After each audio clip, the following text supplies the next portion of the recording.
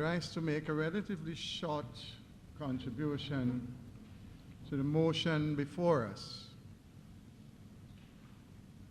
which in the length of which is in no way related to the importance of the motion. Mr. Speaker, I have listened with intense interest to the contribution from the several honorable members who've gone before me. And I have noted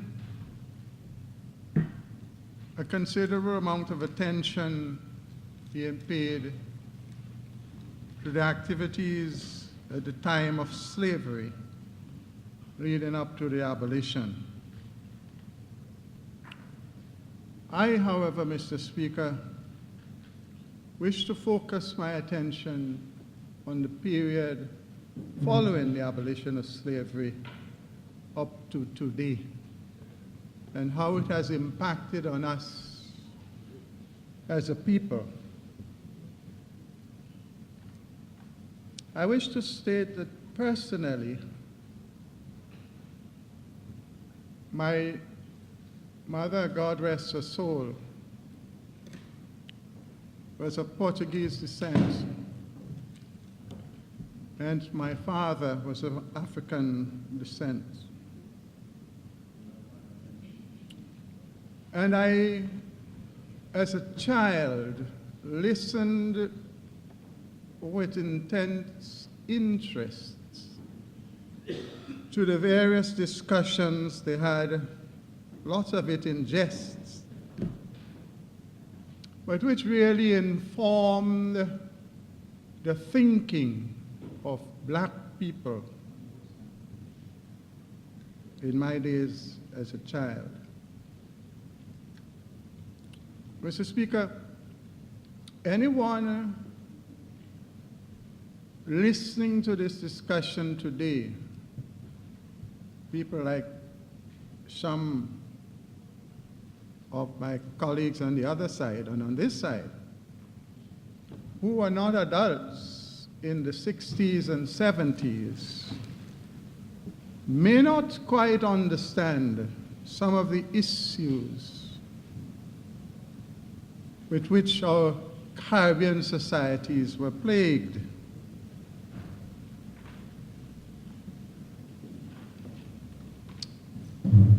Mr. Speaker, the Black Power movement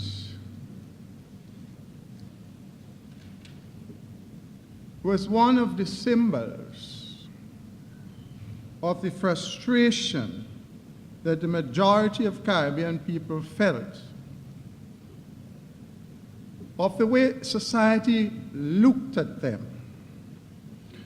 I wish simply to focus today on European financial institutions that operated here in St. Vincent and the Grenadines and throughout the Caribbean.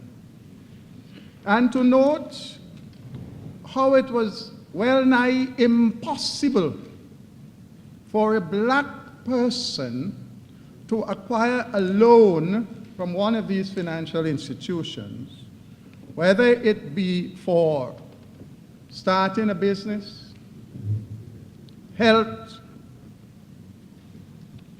or for an education.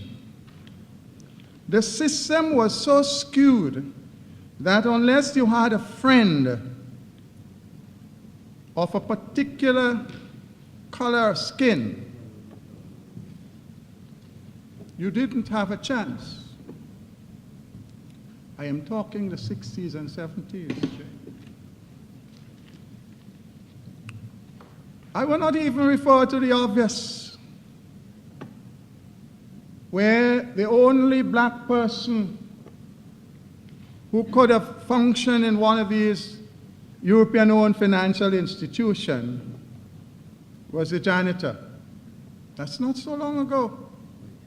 Some of us don't realize how this was.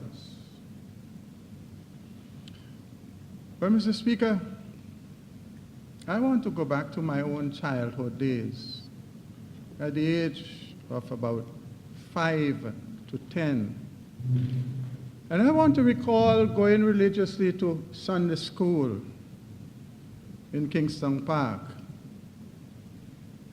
with a group variously between 20 and 30 black children, all black children, with a white Sunday school teacher, and I use the term white in the local context. We know what we refer to as whites here in St. Vincent and the Grenadines. And I recall having to sing every Sunday, "Lord, wash me, and I shall be whiter than snow."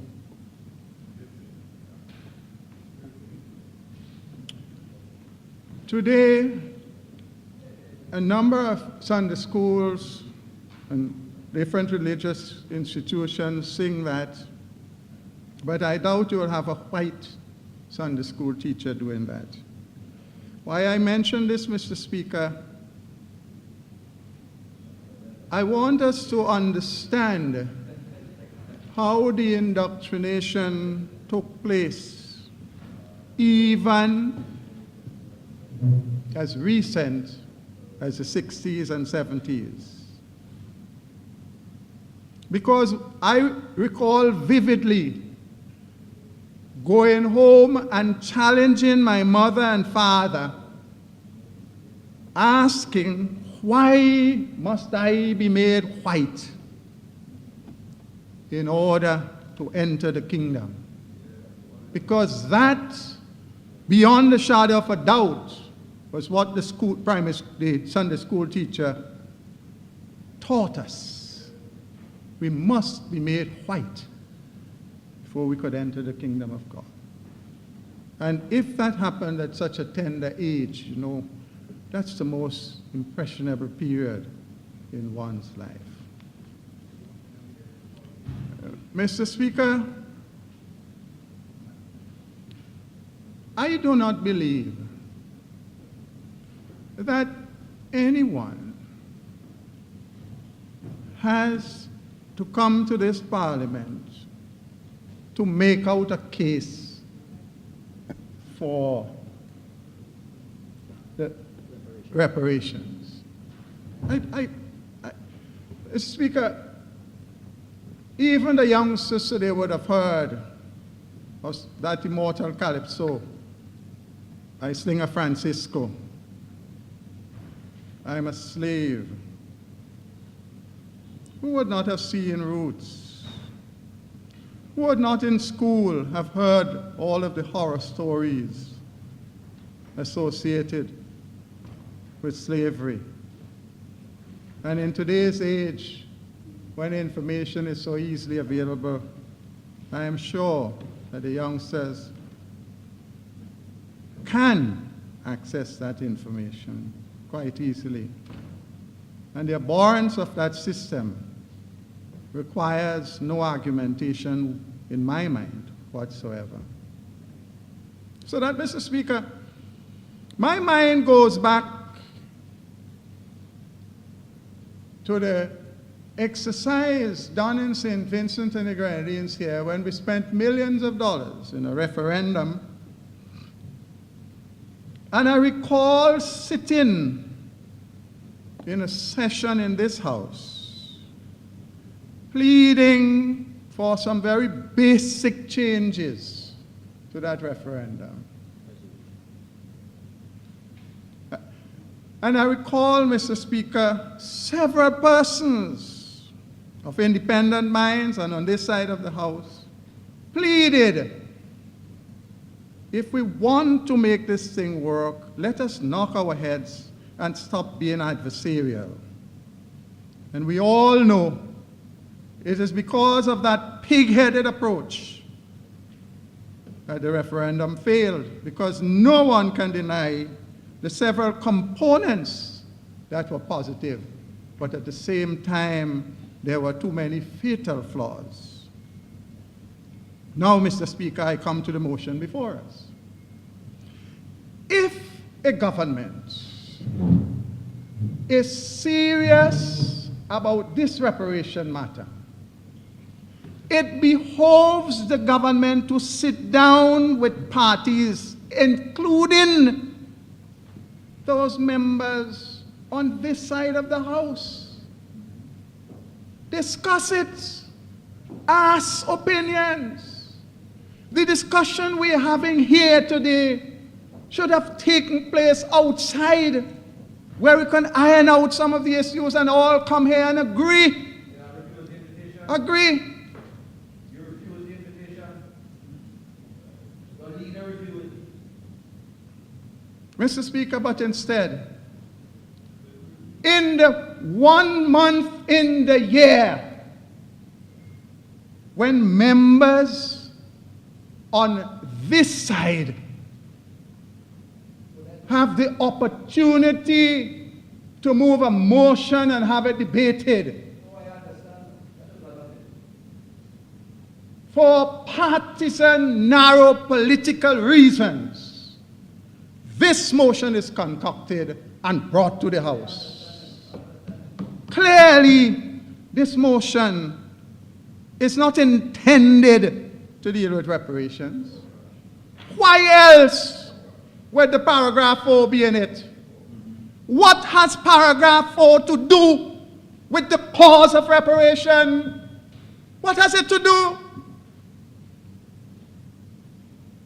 What has paragraph 4 to do with the very important cause of reparation? Isn't this grandstanding?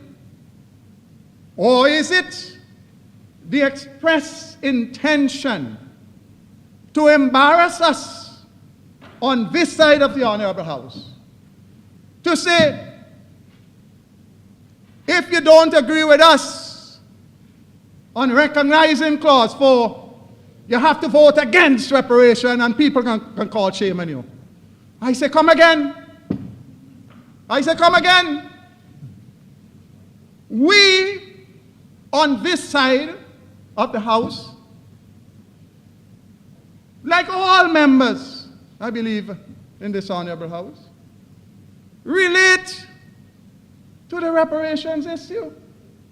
There are little differences here and there, as always. But we're saying this is too important an issue to mire it in narrow party politics. And when I hear people talking about, honorable members, Mr. Speaker, speaking about all of us agreeing, is that a joke?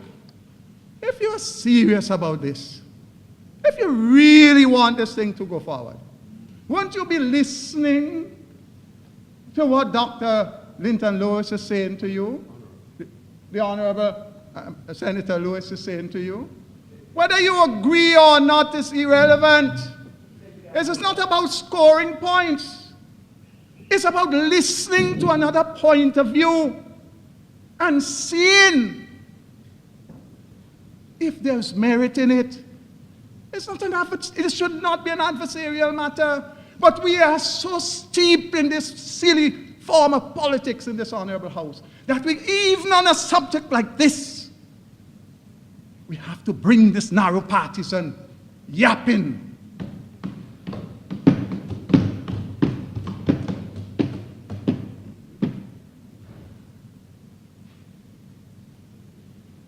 Mr. Speaker, rape.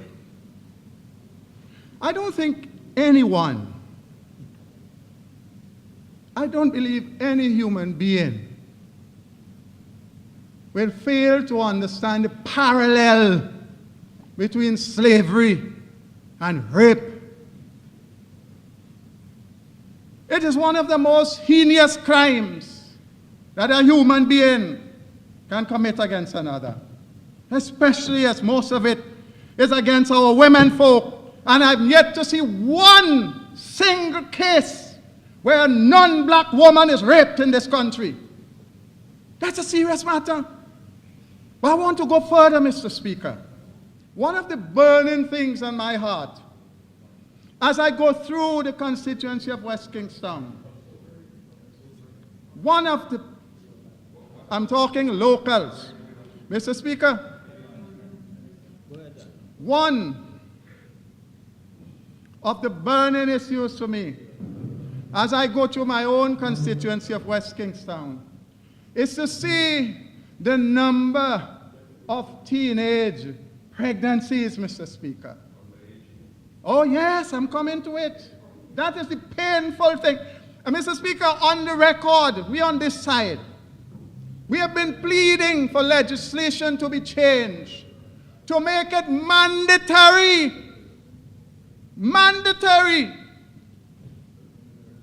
for DNA testing for underage parents. In other words, Mr. Speaker, when a youngster goes to the hospital pregnant,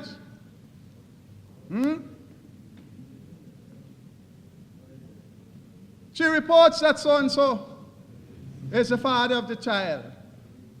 I am saying, Mr. Speaker, if we care about our youths, if we care about preventing vulnerable young people, they have not even begun to be children as yet, but they are made to be parents. If we care about these same people we're pushing reparations for, make it mandatory that when that young girl says, Mr. X is the father, Mr. X must be made to do a DNA test. And the police must act. And the laws must be implemented. What's so difficult about that? You can come with all kinds of draconian legislation to cover up all kinds of things. But you can't come with that one to stop what is a scourge in our society. When I look at the statistics of the number of hapless young people, 13, 14, 15, impregnated, and from the reports oftentimes by well-to-do people in society with means,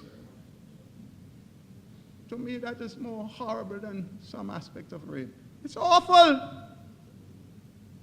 When I look at the number of incidents reported, speak for yourself. Speak for yourself. When I look at the number of reported incidents of rape in this country, Mr. Speaker, and I understand that the number reported is only a fraction of the actual cases, we have problems. I want to see us address that. If we're serious, if we really care about our society and our people, deal with that.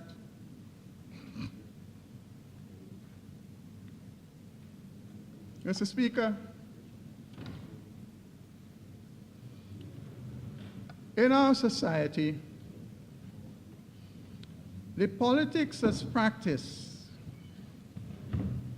in the manner in which state resources are so oftentimes shared predominantly along party lines, sometimes even without any other reason.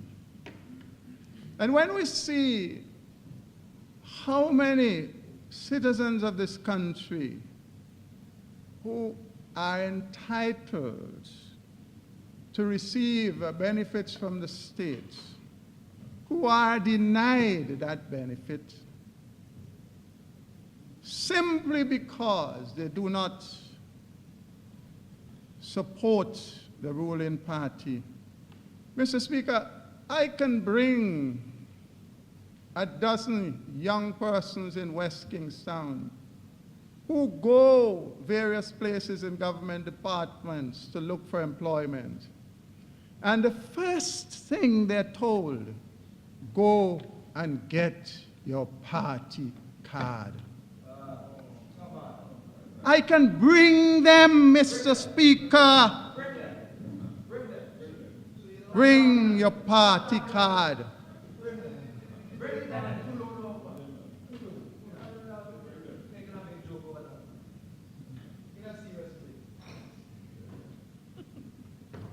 Mr. Speaker, I listened to your presentation at the beginning of the session, and I noticed that when you make these comments, Mr. Speaker, we are not permitted to comment. I know I cannot. Sorry. I said I noticed. The practice is when you make these statements, we are not allowed to comment. I have asked before, and you said on more than one occasion that you would not entertain any discussion. But, Mr. Speaker, over the weekend, I had a discussion. I honestly don't know what you're talking about. You're not going to argue with it. I don't understand what you're talking about. Okay, Mr. Speaker. But over the weekend. Certainly didn't understand what I said. So let's continue. Thank you. Over the weekend, Mr. Speaker, I was in conversation with 3 persons who came to see me at my home. And I cannot, in this honorable House, give my opinion or regurgitate. But I want to share with you the gist of what they said to me. Mr. Speaker, they said to me, when they look at what goes on in this honorable House, they see a form of slavery. They said, Mr. Speaker, they see on one side of the House the slave owners. And they said, Mr. Speaker, they see the slaves on the other side. They say, Mr. Speaker, it is then that they realize what it was meant when slaves were referred to as property. I am not going to garner an opinion as to whether they're right or wrong, Mr. Speaker. I am simply saying what they said to me.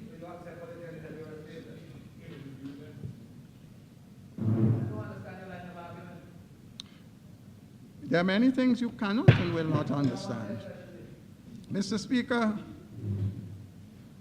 they said to me that when they watch the proceedings of this honorable House, no matter what transpires on the government side, they said to me, the most you will do is bang your gavel. But, Mr. Speaker, they said to me, when something is displeasing on this side of the House, you react in a manner that shows the highest level of disgust. That's their witnessing. Honourable Member, let me ask you a question. What is the relevance to your debate? Because people tell me things too. And I don't know if you'd want me to say what people tell me. So please, could you continue that line of debate? There's already a program this morning, you know. So please. Mr. Speaker, my point is made. I say again, I am not given an opinion on what was said to me.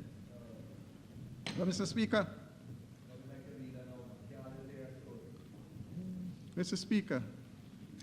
yes. As I said, Continue. I do not intend to be long on this subject, but I want to reiterate, and I want to share the views expressed by the honorable leader of the opposition and all the members of this side.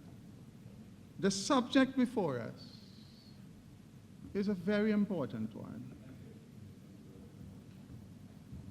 There are clearly flaws in the prescribed process.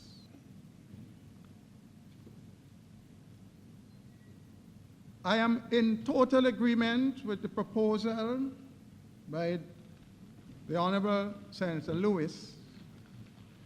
And sometimes, you see, Mr. Speaker, when people put forward an alternative view, you'll hear it being said that we're not in support of this or we're not in support of that. When everyone knows it It's painful to have to discuss at a forum like this whether we, as black descendants of slaves, have an objection to reparations, but others who are not have more passion about it than us. It's insultive. Really insultive. Give me a break. Thank you, Mr. Speaker.